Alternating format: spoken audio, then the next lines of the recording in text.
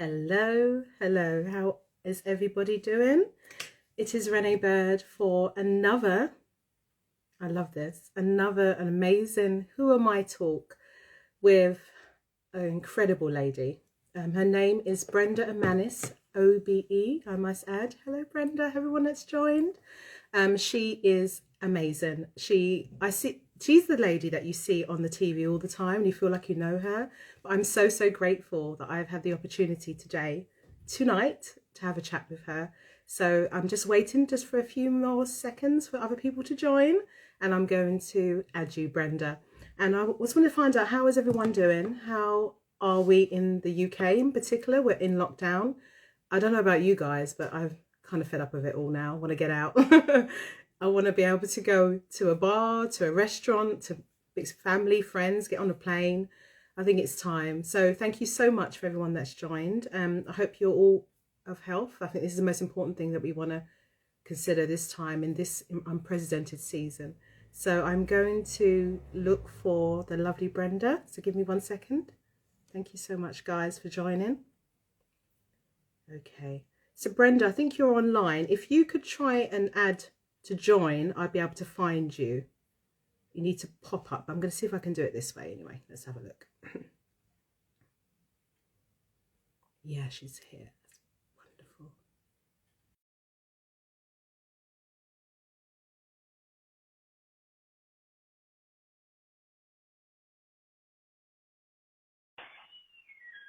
Hi. Hello. Hello, Brenda. How are you? Good. I feel exactly as you feel. I just heard what you were saying. I've got cabin fever. Enough now, isn't it? It's time.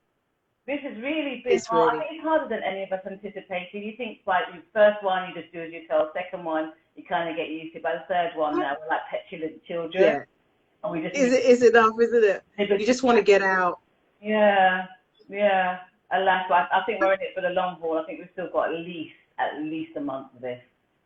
Yeah, I remember when we did the broadcast, or Mr. Our Prime Minister, and he kind of sneakily said the 5th of April, if you remember. He did say it, but he hasn't actually defined it, I think. Yeah. They're definitely spoon feeding because they don't want people to start rebelling, and people have started rebelling. Some people have genuinely had enough, but I think we have to look at the big picture. There's loads of people that have lost their lives to this, and so I think we have to remember that. I mean, I've buried my aunt 2 weeks ago, so that was a sad reminder. My friend whose father died last week, and I know as much as I feel like I want to go out, I think we really have to realise that it's impacting people that we may know or don't know of. So, there's people that have been in World War II and IV in much more difficult scenarios than us having to sit into our houses and get back and drink wine. You're completely correct. Just you think about that, don't you? Like, they had no ways of communicating. Like, we're on this Zoom, we're on this IG Live.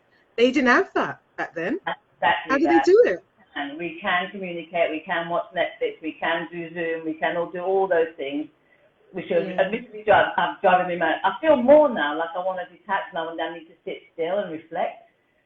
I've done the OD on the Netflix, and I've done the everyday packed with Zoom meetings. So now I feel it's time to be still. I think, it's funny. It is important. I think this is the only time that we've had this time ever in our lives to be with ourselves, to work on things that we needed to work on, look at those papers that we haven't looked at for ages, and also just really concentrate on spending time with the family, because I think we don't realize that we was grabbing and catching up. We wasn't actually spending time and really having those conversations. I think it was more done out of duty and routine than doing it with conviction. Even if you're sitting with your family having a meal, if my daughter's usually either on her iPad or I'm usually catching up with friends at the same time, we're not completely engaged with each other, and not even really completely engaged with ourselves. I know sometimes I meditate. I have to have a guided meditation because my head is going off shopping lists and writing lists and, who I need to call back. We're not really good at being with ourselves, and I think that's shown us that we're not. No. Definitely. Now I'm going to stop because I have to introduce you properly, Brenda. You're amazing. You're the face that I remember seeing as a child growing up and always on TV. You're so familiar, Every time I turn on the TV, Brenda's on there, whether it be current affairs, fashion. So it's such an incredible honor to have you on my platform today, talking to you. I was so nervous. I'm like, how do I interview or have a conversation with a journalist? How does that work? Actually, for me, I'm more nervous because you feel like I'm used to being the other way around. You feel out of It's control. true. It's true. And I did another one earlier this week, and I got so anxious about it. I was doing it for the arts community, but it wasn't me interviewing them, it was them interviewing me, and I just feel completely out of control. So actually, the nerves are equal here. Oh, okay, then that's good, because I was thinking, okay, I've got a journalist in front of me, an acclaimed journalist, OBE, I must add. For the people that have just joined, it's the lovely Brenda Emmanus, OBE. And for people who are in London, you would see her as a very familiar face, entertainment correspondent, current affair correspondent, lifestyle, fashion. I think you've done every single area of broadcasting. Everything. That's why I started in current affairs, and then I moved to magazine and reporting, and then I moved to art for a bit, and then I went to fashion, and then I moved back into lifestyles and consumer, and then I found my passion, which is art, culture, and entertainment. So excited, and I want to go back a little bit. I don't know how far back you want to go, but I just want to know how your story. You're a Londoner. Were you born in the Caribbean? How did it all start? And then talk me through how you got into parents, you know, that Windrush generation, or just after the Windrush they came. I think they came about 68, if I remember rightly, 66, 68. And I was born in London. Okay. I in terms of career-wise, this was not my plan at all. I didn't know what I wanted to do. I had an amazing drama teacher and sociology teacher who were both, you know, kind of my mentors at the time. And my drama teacher was convinced I was going to be an actress, and I loved drama. I loved that. I loved performing. But and then she made me audition for the National Theatre Youth Group, which I got into, and I enjoyed the process. But then I was realising there's certain parts that you're getting as a black woman. And I questioned it one time, and I remember he was a lovely director, he really was, but he said, you know, you have to be realistic about the parts that you'd be allowed to play or you'd be given. And I noticed that, you know, certain girls were getting all the main roles, and I thought, well, this isn't for me, I don't want that kind of restriction. My career teacher at school was convinced that I should join the army because I like to travel, I had a sense of adventure, but I did the idea of that kind of rigidity and having to wear uniform or not being able to have to wear the same clothes every day. I love people, I love communicating, I was curious about the human behaviour, and I thought I was really navigated into teaching, and then as the universe does, it kind of throws you the line, and I found media studies, and that's how I kind of started thinking about journalism. So I did my media studies degree, and while doing that, I had to do, obviously, practical experience, you go and interview a load of people. I interviewed the editor of The Voice, who was impressed and said, listen, I really like what you do.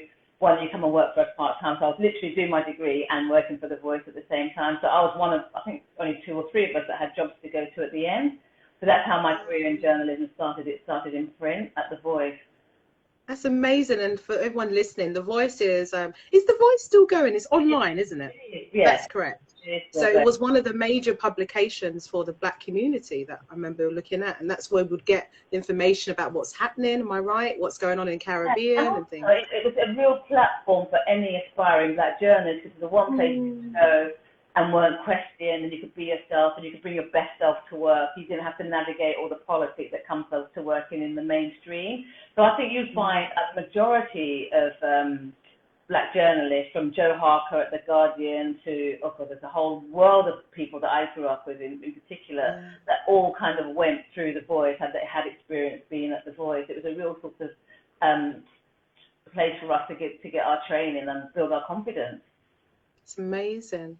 And see, this is what people don't realise. There's always a foundation, isn't there, to what creates you to the next level, and that foundation then takes you to wherever you want to be. And literally the world was your oyster, because the amount of things that I've seen you've done is remarkable. And obviously working, I'm from there. Did you move straight to the BBC, or did you have steps? I was for quite a while, and actually while I was there, I was one of those who never really thought the BBC was for me. I had this whole vision of it being very Oxford, very white, very middle class, very didactic, I've gone to Cambridge, so I never thought it was for me.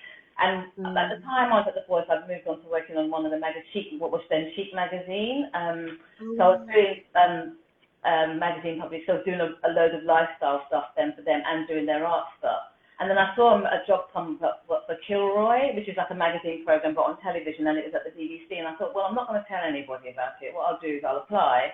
And if I don't get it, because I'm not going to get it, because I'm black and I'm a woman, and you do all that negative chatter thing. Yeah, I know. Talk yourself out. Between me and God, you know, no one else rejection. And I was expecting the rejection, but I just felt that I had to start challenging myself and going for stuff. But I got it. I got the job. And so my first job in television was as a research on the Kilroy program, which is one of those morning chat show programs. And it suited me perfectly because every day was a different subject. Every day you're interviewing people and bringing in the audience. And it also gave us the first opportunity I had to have a little bit of power of engagement to be able to bring in our representation from our community. So when there's a speech free, you could phone up people that you knew, and all those contacts that I've made at The Voice meant that you started to see on that program black faces on television. And then you realise you'll never be a massive influence, but you could make a little difference. And that's when I realised everything you do, you could, even if it's the slightest difference you could make, then you should. Well, I must say to you, you have, without question, made the most amazing influence to many of all colour. I mean, as I said, you was a staple face within entertainment. That's why I used to see you growing up. And I was inspired to see this beautiful black woman that is literally on all the networks, doing all the things. And as I said, you're diverse. So I want to point that out. You are, without question, an inspiration to me, and I'm sure to many others. You can't see, really. And for me, it was seeing Trevor McDonald and seeing Moira Stewart. It became a real role model for me. I mean, there were times when I remember I wanted to leave the BBC and I'd go and speak to Moira and she'd give me some tough love. She wasn't going nowhere. And I knew she was going through her own battles, but she was an amazing support. And it's important to have that around you. It's important to have people that you can go to, because we all go through dark and challenging times in our careers, don't we? It's really important to have that network of people you can turn to. And my mother was a real fan of Trevor McDonald. I remember the first time I had to go, and it was my birthday, and we had birthday, and she insisted that I bring him a piece of birthday cake, which was But he was really humble and really sweet with it. And again, you know, another really inspiring black face on television. And there's been such things that I admire now. No, it's incredible. And then obviously from Kilroy, did you then get lots of internal jobs? How does it work? Obviously you're now setting that foundation. Still always on air for a certain season. So when it wasn't on air, I'd go and work on breakfast time, and then I worked on a political program with Sue Lawley at the time. And then so I did that for a little while, and then I left.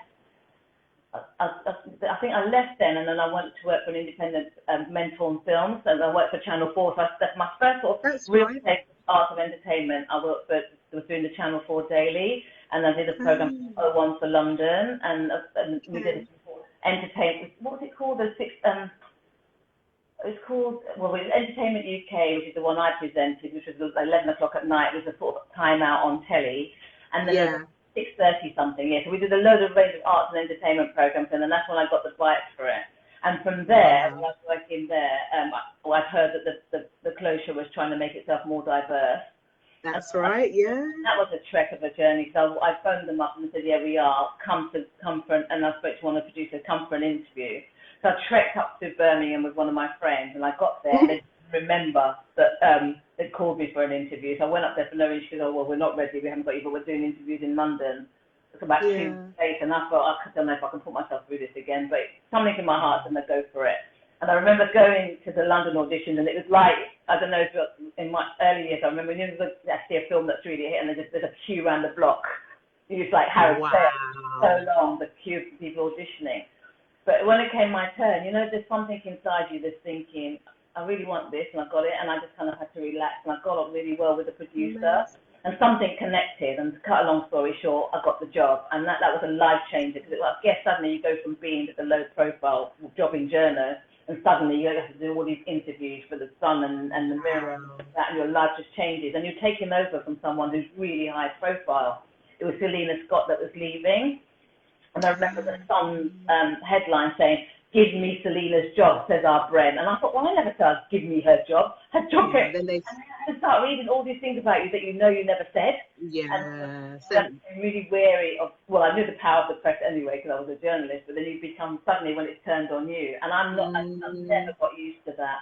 I've really tried hard to kind of hold on to having a private life and protecting my family. So although I'm out there as a presenter, I still think there's a part of me that I want to hold on to. As you can see, I'm really bad at Instagram and Twitter and all that. I do it when I remember, I do it when I feel I have to. I just haven't engaged in that way, because there's a piece of me I'd like to kind of hold on to. And also, I know what it's like when I go out with my family. Sometimes people dismiss them or friends, and I'm very wary of stuff like that. But I know that, you know, these things that you have to do. We're in a new world order, so I have to do more. Yeah, I know it must be difficult, and I can imagine, as I said, your familiar face, so people go, oh, wherever you may be, whether it's shopping or because it's someone they're used to seeing, and you know, you do. I remember getting on the bus once, and someone said to me, "What are you doing on the bus?" Somewhere, it's like you weren't allowed to be on the bus. I do the bus quite often, especially if I want to read on the tube.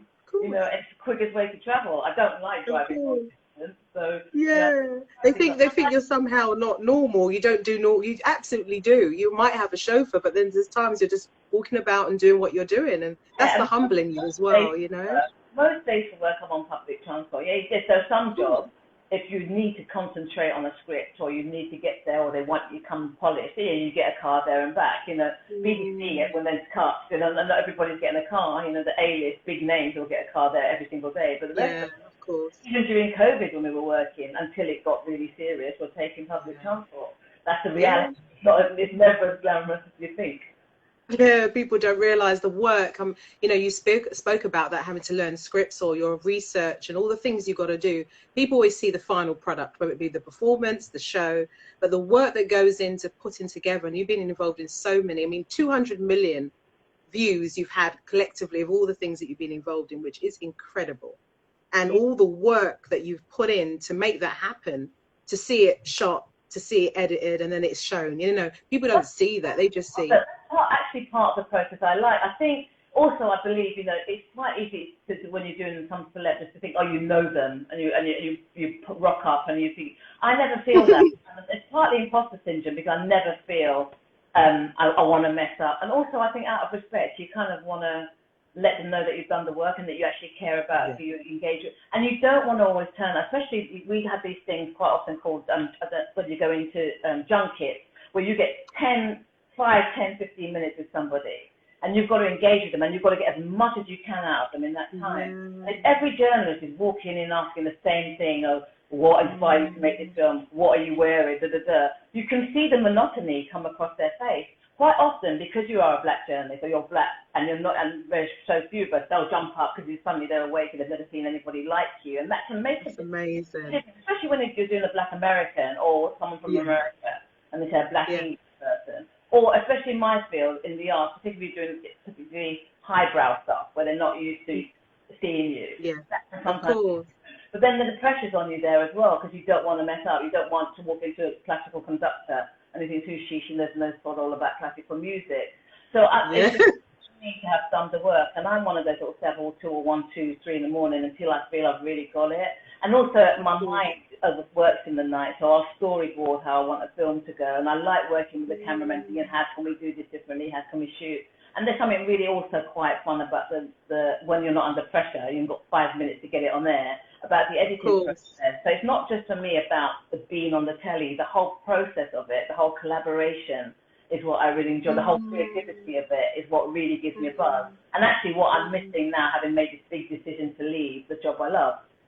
Yes. No, I can see that. I can feel the energy that you actually love what you do. And I think it's such a powerful, amazing thing that you can do something you love, and you've even grown to love it as you've gone on, because there's different experiences you've had that have inspired you, and people you've met, and I'm sure you've learnt from different people as well. And do you feel, can you quote any mentors, anybody, as well as you spoke about the other news anchor? There's people that have helped you along the way, or did you just create this? You know what, funny enough, I have a lot of friends that are in business who have different perspectives. Then they think I'm quite institutionalized. So I always like to surround myself with a really eclectic mix of people. I mean, my friendship group is very, very eclectic. But a lot of the people the closest to me, I guess, are in business, and they have a very different mentality. Like, I love what I do because I love creative people. You must know the thrill you get of bringing, taking little acorn making it into something glorious and creating a song. And I love that Definitely. process of asking an artist or a singer or a writer how they came to do what they did. That's nothing that's more than being surrounded by crazy people. They're my lifeblood. You know, I'm constantly inspired, and that's why I like to walk into a gallery. How do you get to that? What made you think of that? And listen to the song. Like yesterday, because I knew that I listened to you singing, and it's just born again. But you know the way you interpret it. That's your own, and all of that just absolutely thrills me. But I find people in business have a discipline about business people and sports people. I have a real huge respect for sports people, and not because it's a fit, but because of the discipline it takes, and that focus it takes, and the resilience that it takes to be the very best. And even people in business, especially to start your own business and run an own and make it successful and engage, all the things that the virtues and values that it takes to be successful in those fields is what I guess I'm inspired by. And also my friends have a very different mindset, and I think it's really important to open your mind to different ways of thinking. Like my daughters are really, I mean, she's only 16, but she's more emotionally intelligent than I've ever known kids to be. You know, they have a different mindset, and sometimes just listening to them talking about stuff is no surprise. They're so woke, so sensitive to the world, so engaged. You know, I never was at 16. You know, so I learn, and I like to learn from everybody. But my mentors, I have great friends that are coaches who are there when I need them. I have friends that are business people, and I have friends that are creatives as well that I turn to. And I'm very open to learning from a wide range of people. Yeah, no, I can see you're very diversifying. You seem, as I said, you're absorbing so many different things and taking it in and being inspired by it and sending out your positive energy to other people. And that's a gift in itself. That really is. That's that. Well, the more you travel, and I love travel. I think it opens your mind to people and experiences. I love that, and I love rooting myself in the natives. I do not just staying in an all-inclusive hotel. I need to meet the people. I need to know what makes them think and what they eat and all that. So take me to where you go and eat and drink. I love all of that. That's the thing for me about what travel is. And that's amazing. Hopefully soon the doors will be open back up, and I think that's going to be desperate. No, it's crazy. Isn't it funny when you've got something you haven't got, you can't, like, I'm literally always looking at different, venues, different places. It's crazy, isn't it, what happens? I mean, it must be hard for you. How are you finding it not being able to go out and perform to an audience? It's really difficult. It's I'm recovering. I don't really want to talk about it, but I'm coming from COVID. Would you believe I contracted it? I'm fine, so my voice is all over the place. I'm trying to get better. But so you can only imagine when I get better, I just want to get in the studio and perform and do it feels weird, but what I did at first, I just kind of didn't take it on because it can really affect you because it's a second part of you, isn't it? Music, your expression. So for me, I said, I'm not going to even notice it. I'm going to still do what I do, still sing, have things like this is like an extension of my creativity to keep me alive. Before being on, because I know a lot of musicians I know that turn to Instagram Live and turn to doing performances from their bedroom. Did it help? Was it a medicine, or did it feel? It does, but you still feel better when people are responding and you can feel their energy in the room. It's nothing like that, is it? Nothing like that. You must do it. You have you meet up with your friends on Zoom or whatever, but there's nothing when you can turn around and slap them or hug them. It's not the same. I need that human energy. I really do. That human energy, definitely. And what would you say, like, you've done so many different features from the Channel 4 BBC. What would you say was one of your most exciting things that you put together to research, to see it come to fruition? Is there anything in particular, or a feature? You've done so many things, so it's... Oh gosh, yeah. I'm just trying I know. Early things. I did one of the things I remember early, which I really loved, is when I worked at Channel 4 for a bit, and they said to me, "What would you find exciting to do?" And I did this thing and it was like a travel feature called The Black Side of New York, which meant I went around looking at black arts and culture, and then went to the Museum of Black Art, and then we went down to Brooklyn, and that's when Spike Lee and Fort Greene was really in its thing, and then we did a thing on FUBU, and it was finding my culture in another city, and that was really exciting early then. Obviously, the closure was a life changer for me in many ways. Even when we travelled, and I remember going to Ghana with Oswald Boateng, and two other designers, two other designers of Ghanaian descent, and that was amazing to take them home and then put on a fashion show. And then I remember when we went to the slave, to Cape Coast, and no one could understand why we were in tears, and I had to do pieces to camera, and I remember not being able to get these pieces to camera right, or get them out, because my heart was wrenching. You could smell it, and you know, you could smell. It's really hard to describe, but that was like I've been told there's something about that, isn't it? Really, I mean, we talked to each other, me and Oswald and the rest of us, when we did, and it's hard to explain to your white crew what was going on. It was quite powerful, and I remember that being. But it's still an awesome trip, don't get me wrong. It was a really awe-inspiring trip, and to meet these people and meet creators over there. And more recently, I mean, one of the big things, and where I felt I was really excited, I was asked to do this documentary on Charles I, which I was like, and I only knew about it. I went to a press conference at Buckingham Palace for a collection thing. And then they announced that they were doing, the BBC was doing all these historicals, and then they announced that I was doing it, and I knew nothing about it, because and the producer put me through, an editor put me, forgot to tell me, and they said yes, and I didn't know, and then suddenly I was doing this big documentary, and some journalist coming on, well, can I talk to you? I'm writing a book on Charles I, and I knew nothing at that moment about Charles I. And it's just learning and being thrown in the fire like that was really an amazing, and also because it felt like they trusted me with a subject which was not obvious for me.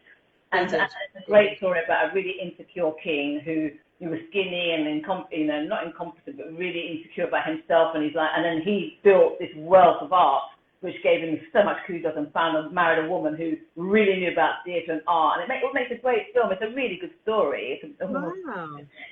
In that respect. So the fact that I was trusted with something which was not obvious to me. And then I did another documentary recently on the history of Black British artists. Wow, that must have been interesting. But also you saw the difference that it made to these artists, to suddenly have their stories told and put in context of British art and their place in British art and the journey they had, and how black art wasn't embraced as art, as it was seen defined as black art and therefore ghettoized. And suddenly you look at some of these great artists, and they're, making music, they're doing really, really well. And it was just really nice to serve that justice. And finally, the last thing I did, which I spent a year following Steve McQueen while he was doing the Year 3 project before he was doing Small Acts. And that was amazing, having time with someone who's a genius in terms of creativity, doing a project personal with him and spending time with the photographers and the school kids and going to his school, and talking to him. And then I got to meet his mum, and it was lovely. And to see that come for the whole journey and see it into fruition was such a privilege. A real privilege. No, he's amazing director, and what he created with the Small Acts is, I think it's been fantastic, because we was in lockdown, so he was able to really concentrate and, as you said, educate people from different cultures, what actually was going on in different facets of our lives, of our Caribbean, African lives. There's very few creatives that can command like 5 hours of TV or, at peak time, that's where he is and where he's at. So that is incredible. But I've had the privilege of meeting so many amazing black creatives, and that, I die happy if I die today. Just because we're blessed with talent in our community. We really are, on screen, off screen. We really have. It's just given the opportunity to expose it. From last year, obviously, we had the little dent and quite painful experience of George Floyd, amongst others. And I think that really catapulted the history of us into the forefront, who we are, what we're about, what's behind the scenes, especially in creativity. It was shot up, didn't it? Fashion. A huge wake-up call for everyone and everything. And I think the one thing artists do is artists respond to what's going on around them. They give their personal perspective on it, but then they reflect the world back to us, and that's what we saw happening. We saw it in film, we saw it in art, we saw it in music. All passion, pain, anger, all these things were expressed through art. No, it was phenomenal, and I know that it's not going to be the same. I know it wasn't a blip. It's actually now going to move and stir the atmosphere for people to, because in all fairness, I've had these conversations. A lot of people didn't even know some of the stuff that was coming up. A lot of them had no idea when we walk around Europe, England, and all the statues that they've sat and watched for many years, what they represented. A lot of people didn't know it.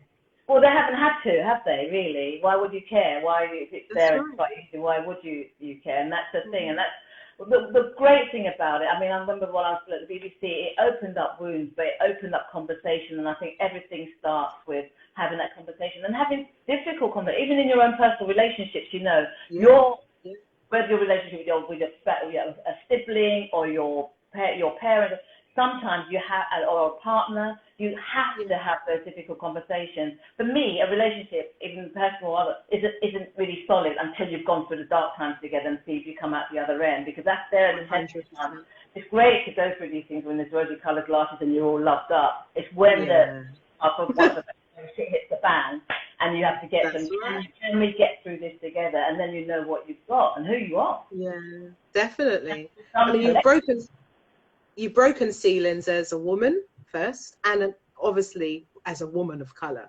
And you know, I've been listening to you give me your story, and I feel there was moments that it was tough being a woman of color. I don't need to go too deep, but what do you think? Was there limitations on you at some point? Not now, because I see where you are. But do you feel that you was, as you said, you didn't get certain parts, or do you feel that that wasn't? Because where we are now is very different to what it was like before.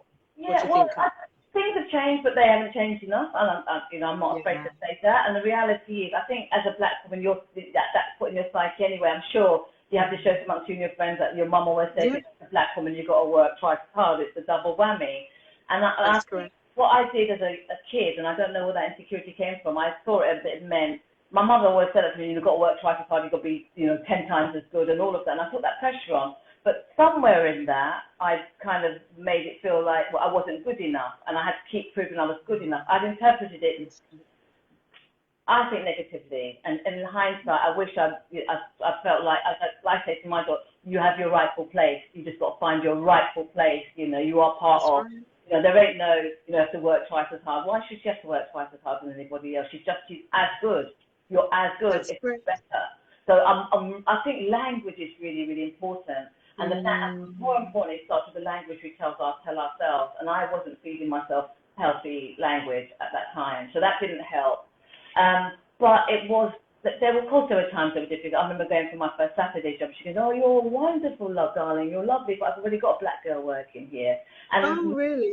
People who went for the clothes show job, it's because they wanted a black person. It weren't because they were looking for somebody that they specifically wanted a black presenter at the time. And I've had that a number of times throughout my career. But my thing, you don't get bitter, you get better. You grab the opportunity and you run with it and put people behind you where you can. Because that is the reality of what it is. We are still seen as minorities, and we are minorities. So, and trouble is also in an industry that's so competitive. Sometimes you can be like crabs in a barrel, so you're up competing against people that are your friends or that you respect. That's correct. And you have to kind of get over that. But it doesn't get easier as you go up the ladder. It gets hard because, there are fewer seats at the table as you go up the ladder. And that was one of the reasons, and one of the things I was observing at the BBC where I was. Suddenly I felt like I've got more I want to give, and it's not going to happen here. And I've been talking with a passion about how much I love the job, but I've been doing that same job for 20 years, and I've done other things, and I've made other stuff happen around it. So I got to do stuff for BBC Two, documentaries, and for BBC 4, and I've done loads of stuff out externally, and I always kept that. But it was just proving a little bit harder, and I've watched other presenters that don't look like me, just every minute. Someone doesn't even get out of bed before they offer 5 jobs, and you accept that. If you're in there, you know the runnings. But of course, you accept it, but it's not right, though, is it? Let's be honest, it's not, because as you said, you're more than capable, if not even more qualified to do the role. So that's unfair. I knew I was working. I've had bosses saying you need to calm down, you've got nothing to prove, but you've got something to prove, because unless I prove to you that I'm confident and that I can do it, it ain't coming my way. That's correct. I think generally in my career I've played safe, and if I'm really enjoying and consuming something, I'll learn. But there's something, you must know this. Sometimes in your life, intuition talk, and you think it's time now. And I've done that in relationships. I've done that in my career. I've done that in all sorts. Suddenly you think, right, it's time for change. It's time to do it, and jump. And it felt like it was the right time, as scary as it was. to leave, and leaving at a time when I was, I guess at the peak of my job, I was a black female correspondent having probably one of the best jobs in London. But I didn't feel like the opportunities were coming to me like everybody else, and I had to go out and see what else they could. I had to scare myself essentially, and that's what I've done. And it's not easy, because you're stripped of your reputation and who you were. And that's quite hard. And also, I remember like even on the clothes show, 1 minute you're on the clothes show and you're sitting on the front row of all the fashion shows, and then you leave and you're talking about friends, you might get to the second row, and then you're standing. And that's just the limelight, when you're in favour, when you're not. And as my mum used to say, every dog has his day, Sometimes it's not your time to be in the spotlight. And at the moment, it's not my time to be in the spotlight. TV puts it as, and I love this analogy. He says you kind of have to retreat to advance. You kind of have to take time back. And in that whole bow and arrow, where sometimes you have to go back and you pull on the bow and arrow, and the tension is there and it feels painful. And then you take the arrow, but when you let go, you know where you're going. And that's what I feel. I feel now I need to retreat before I advance again. And it's terrifying. I ain't gonna lie. There's days I wake up and like, that scene in that film, Chill Bill, and Uma Thurman has an OB, and she wakes up like, whoa, I know. I get moments of that too. But sometimes you have to grow, you have to scare yourself. And that's where I am now. That's where I am. I love that. You're courageous, though. You're courageous, and I think you've said it right. There's moments where you have to move, and actually change comes with uncomfortable change, isn't it? You never grow with just this relaxed situation. What's happening in this atmosphere right now is changing a lot of people for good and for bad, but you have to do it. So I totally understand. I think it's phenomenal what you've done. You're going to be fine. And listen and allow my imagination, and allow that I can now design my life. And I have to wait for the opportunity for but then more so you can create it, and like an artist, I have to get out the paintbrush and take this blank canvas and make it into a picture and create the image that I want. And it may not be in the time I want, but I have to sincerely just trust the universe that it's all you're going to be fine. I think it's phenomenal. Your history, your foundation, your reputation will surpass you, and you will do very well. And people, they say you're at a point where people will phone you. You don't need to ring them. They know who you are. You've shown and proven. And I'm going to put that out the universe. I'll ring you. I'd love to think that, but the phone ain't that busy. But also, what has been great is my soldiers have come out, and I've got people that have been there to support me, and and giving me a different perspective on things. So definitely. I'm learning as I'm still, and there's great people, and there's great opportunities to create and make a difference in the way that you want to make a difference. So I'm riding with it right now. That's amazing. And I want to say this, what I'm so excited about. You are OBE. Let's not forget that. It's not just Brenda Emmanus. It's Brenda Emmanus OBE. How did that day feel, and how did it happen? Your mum must have been just completely well, up to this day, I don't know who nominated me. You can hazard a guess. It was never on my list of things to do. I've never really thought about being given a Queen's Award in any way like that. You just do your work and see what happens. Cool. Funny enough, I was sitting on this said chair. It was about 8-something in the evening, and I was really depressed and really fed up and thinking, what am I going to do? Life doesn't feel right, and career doesn't feel right, and I don't know what I'm going to do. And then a phone call came, and it was from the office, and saying, we're just trying to find where we've got something to post to you, just want to know what address. And I said, who's this? And you think there's somebody a friend mucking about. I'm like, who is this?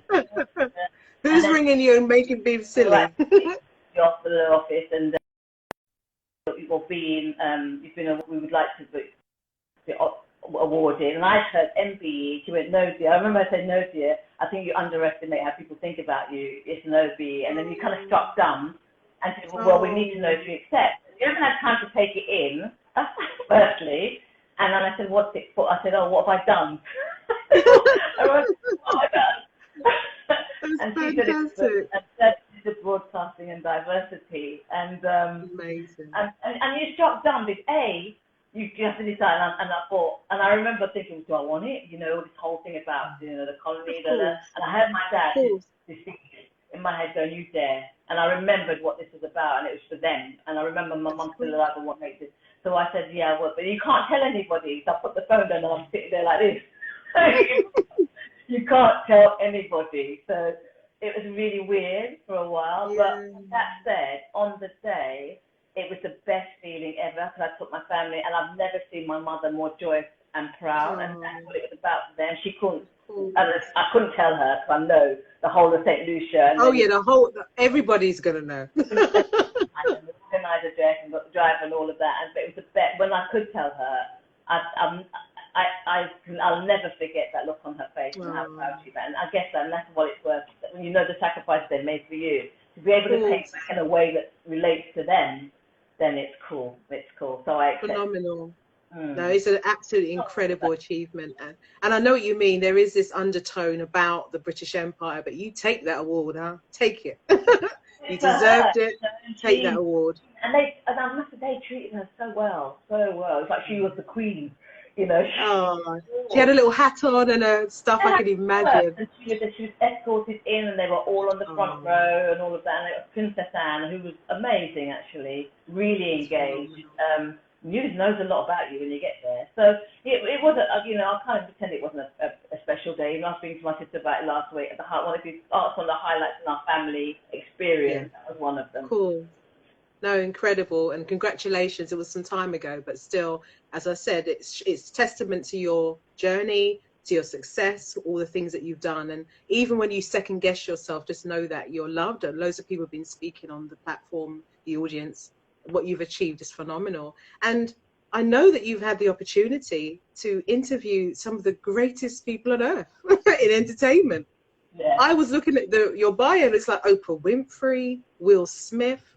Yeah, wow. He's really interesting, actually. He plays the politics without making it obvious. I always remember, like, even on the red carpet with Will, if you wasn't there and the only black journalist, he'd walk along the line and he'd greet everybody, but you'd always get a kiss. So it's like he does acknowledge it, but I have been blessed. I've met some amazing people. Terrifying at times, but it's been good. It's nice, and as you said, like when you've got those few minutes with them, you just want to get as much as you can. But you want to be authentic, and also you want to see if you can connect with them, isn't it? So yeah, wow. But too, like I was saying to you, it's like vulnerable being on this side of it. I think for them it must be, oh my God, what's going to happen? There's that kind of vulnerability. But some people love being in the limelight and can handle it really well. But some, when you're in a room with them, not all of them find it. That part of the promotion part of it comes. They want to do what they do, but I just want to say, because I'm seeing all these really lovely comments. Yeah, they're just saying we love you and respect you. See, everyone's saying. I don't look like I'm being ungrateful. I really appreciate. Oh no, loads of people are saying how amazing, and we respect you. We think you're amazing. You're inspiring. So it says all these comments. Like, oh my God, that's really nice. Thank you, Pete. Love you back with a passion. Yeah. Oh. And what advice? My community have been amazing to me. That's what I think has inspired me the most. Black people are really good to me. Really good to me. That's really good, and so they should be. It's amazing. Because it is important. I don't think people realise it's around who's around you on this journey. You do need support because it's not easy to get yourself out there to continuously keep where you are. You need that stability or someone you can phone up when you're having a good or bad day and share and give you encouragement. On the street, it's that thing, same way you rise, same way you fall. So that's why I was kind of grounded. I don't get, I don't have this celebrity tag. I don't play those games and all that because you walk around a supermarket and someone wants to talk to you. You have to find the time for them. Someone's curious or someone takes the time to come up to you and say, I'm really proud of what you do. That takes some time, and that's if someone to keep that back. Of course. To give that back. It's lovely that it's testament to who you are as an individual. So this is only just said, and everyone's joining and saying you're amazing. And what advice? You've been in the industry a long time. You're still in the industry, and I'm really excited to see what the future holds for you. But what would you say to up and coming journalist broadcasters? Loads of them coming up in the ranks who are women of color, because there's quite a few I see. When I turn on the TV, there's so much more than what used to be. And just women or men that want to go into this of all cultures. What would you say to them? And what was one of the things that? Know that you have to be resilient. and knows that if you are a person of colour, it's not going to be, as those times have changed and they think, well, we'll open up, it's never going to be as easy for us. Accept that. But that doesn't mean you can't have food and it won't be good for you. Be authentic, because it's easier to be you than it is to be anybody else. So you kind of go and think, oh, I've got to be just like that person, I've got to be just like that. You don't, just do you. As hard as it's easier. I think it's far much easier to be yourself. Recognize and accept that everybody's going to like you. And even though your people are going to like you, people might not like you. The amount of people that write and want to tell you, well, you dropped your H's or you don't pronounce this properly, or you don't know much about this, but you're doing the best you can. Just give 100% of what you can. You're never going to get it all right. Except if you're going to be in front of the thing, and you're not going to be liked by everybody. It's just part of the course. You must know that as a singer, not everybody's going to feel your vibe, and that's one of the tough realities that you have to get used to. Because as a presenter or a singer or you want to be liked, you want to be loved. That's part of it. That's part of the motivation of it. But you build a thick skin.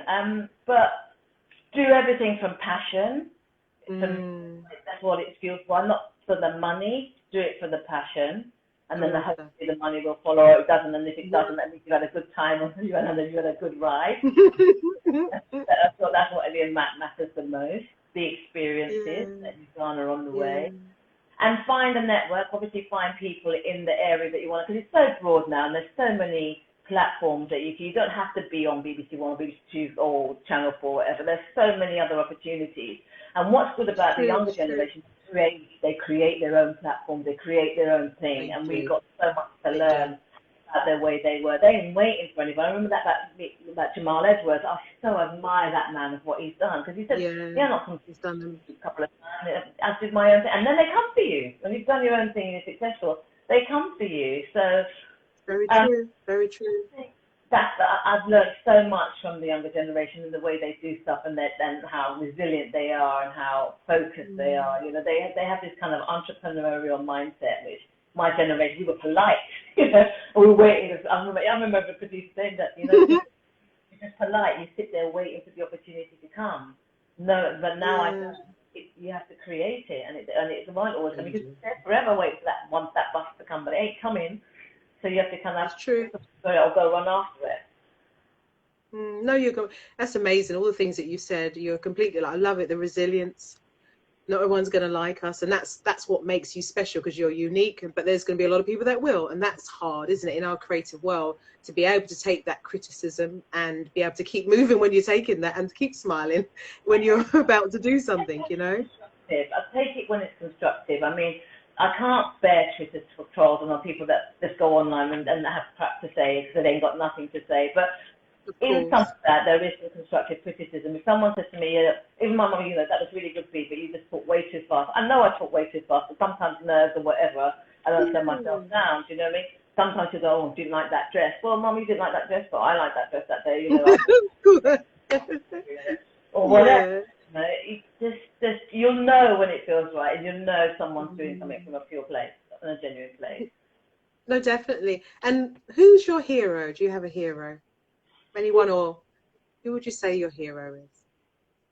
And I mean, it might be not one person; it could be many. Gosh, that's a difficult one. The woman who really inspires me all the time, and it's going to sound so obvious and cliched, is Michelle Obama. And when I talk about empathy and passion and being a role model mother and doing things from the heart, and she's a hugger like me. All of that. I there's something about her that I just feel a real kind of affinity to, and so she's, I guess, one of my heroines. It's really hard. I know so many incredible women. I know you must be. Hard to say, and I think we make great leaders. If you look at even how COVID's been handled, what's the name? The leader of New Zealand, I've got her name now, and I'm crap with remembering.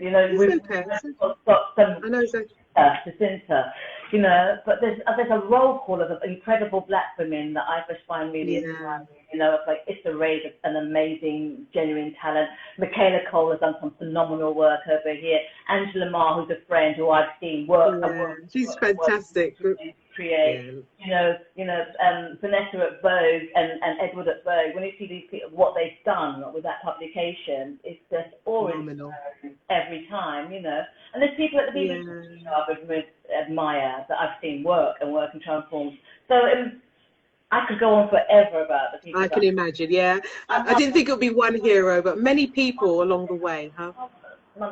She hate me for this, but my sister, who's a really, she's quiet, real introvert, but I don't know anyone who's got a bigger, generous spirit and who's sound and logical. If I want really wise advice, I'll go to her. That's nice. She gives me tough love. Lovely. If I want tough love. And that's important. You've got to have somebody around you that you can literally be yourself and be humble. Thank you for that information. Yeah. Oh, okay. Yeah. No, it's amazing. And just one other question. If you had a superpower, what would you do with it? What would you change about the world? If you could say you had a power and you was able to change something, what would it be? Oh, again, cliches, but I wish we were all a bit more compassionate and kind. Yeah.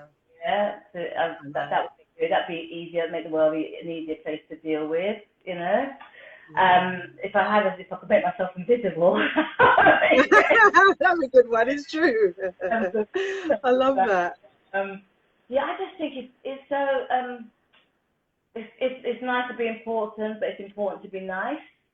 Is something I really believe. It's firing off wicked words and criticizing people is so easy and cruel and unnecessary. I just think I just wish we were more compassionate.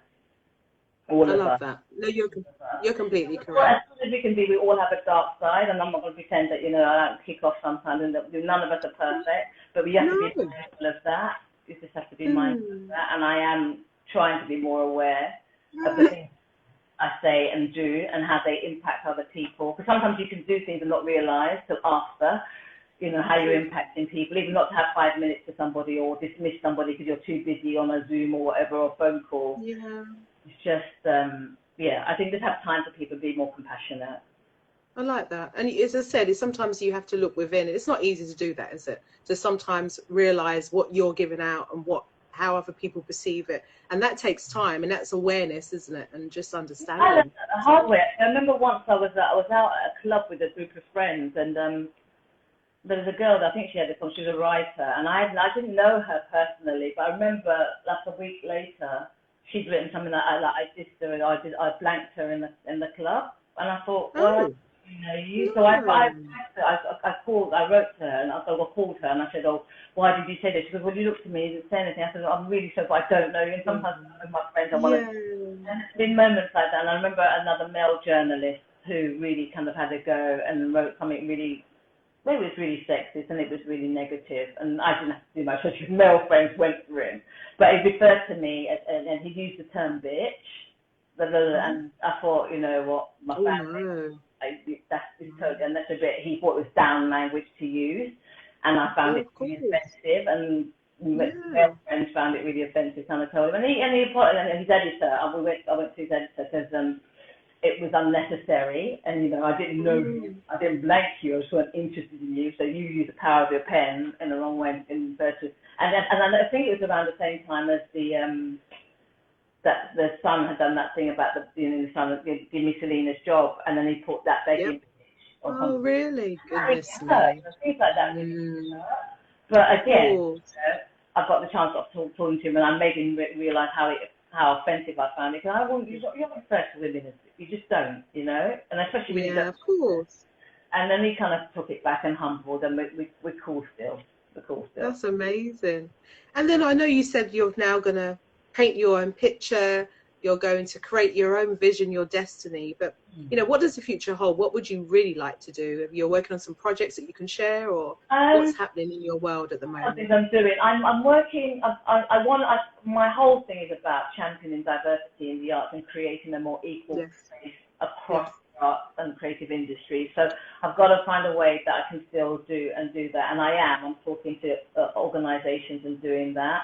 I'm championing and trying to helping with the rebranding of Screen Nation as an event, trying to get television Excellent. Entity, because I just think it'll make an incredible show, because we have so many creative talent on and off screen that are worth That's championing. amazing. Look at them. Look how That'd many be really good. Some A-list stars. So I'm talking to broadcasters about how we can make that kind of happen. You know, I'm developing some ideas for radio. I've got a book idea that I'm speaking to somebody about, and it's all of arts and creative and all of that. And I'm trying to find me in the process. Well, who is Brenda? What has she done for what she wants? Again, it will all be about championing the arts and creative industries in some way, and our talent and Black creative talent in some way. No, that's amazing. You've done amazing for the Black industry, the entertainment correspondence. Because I'm a parent at St. Lucian and I want to be an ambassador there, and I've done a lot of work kind of there, and there's great work to be done there. You know, it's been hit by COVID like the rest of the island, but I really want to work with artists there and with the tourist board there, and try and do. I'd love to bring, they had a thing called Caryn Fest where they brought all the Caribbean islands together, and I'd love to bring, you know, work that over here. From Africa and the Caribbean together and do a big international festival. They're the things I dream of doing.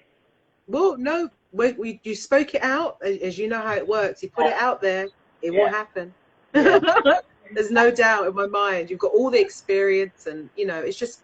It's like putting those puzzles together, isn't it, and connecting the dots. And I'm pretty sure. I'm not very good at asking, and I'm having to learn to ask. Right now, Brenda, I want you to ask. Ask and you shall receive. So they say. I'm learning that new skill. Yeah. When you ask, I need to be very careful what you ask the universe, because sometimes it gives it to you not exactly as you expected it. And I've learned that. And I've done it a few times. No, you're going to be just fine. Honestly, have that courage, because as I said, the foundations you've laid, all the things that you've done, I know loads of people who've been listening here will want you to be involved and will offer their services to you, because they can see what you're doing and you're phenomenal. So that's what I say to you. You're welcome. And I just want to say thank you so much for taking the time out to speak with me today. I was really excited about this, nervous. I think it went okay, guys. And it's been a pleasure to have you. You could do my job. Well, the thing is, you know, I can't do your job. The thing is, I created this out of the COVID. You know, I put my single out at the beginning of last year. COVID hit literally the next month. And my brother, I have to give him credit as well, Tesley, he said, you know what, sis, you like talking, you're quite engaging, just create this and talk to all the women and people you've met along the way and other people that you want to inspire. And that's kind of how it was created. And it's been a lovely series, because so much people are learning about people's stories, who they are, what's behind them. And that was it, really. So learning. I love doing that anyway. I love doing the conversation bit, so I can understand how you're getting a feel from it. And you're good. Thank you. Oh, I'm so happy to hear. See, this is the biggest thanks ever, but to get it from you as someone who's so experienced, thank you, because it's important, and I'm doing my best. And as I said, sharing people's stories. Everyone has a story to tell. All you can do is do your best. You know, and you'll have great days when you just score, and you'll have days when you can go badly, because that's human. That's just being human. That's some dodgy interviews where I just feel haven't gone my way, or oh, wish I'd said that or asked that. It's just the nature of the beast. We have good days and bad days. All of us do. Definitely. And I'll definitely, you know, as I grow, I would love to have you back again, because I'm sure there'll be loads to talk about. Like when you get the book, the story on that. There's so much I know. I'm really excited for you, actually. I think you just put it out there, connect the dots, because you know what, you have a passion for something and you really want to make a change. And I really have something really special about when you have a passion and you want to create something great, that God just creates so much for you. So I have no doubt in my mind you're going to get what you want. I look forward to that, right? Definitely. We'll catch up again soon, but thank you so much again. And you just look after yourself, health, and your family and everything. And we'll catch up soon. Sometime. Front row of your concert or something. Yeah, definitely, Brenda. Without a shadow of a doubt, I would more than happy to have you. I'd actually be an honour to have you as a guest. Thank you. Definitely. And all the people that are on, thank you for joining the Who Am I Talk with the lovely Brenda Emmanus, OBE. It's been an absolute pleasure. And I'll speak to you again soon, Brenda. Take care, love. Bye-bye. God bless you. Bye. Bye. Take care. God bless. Bye.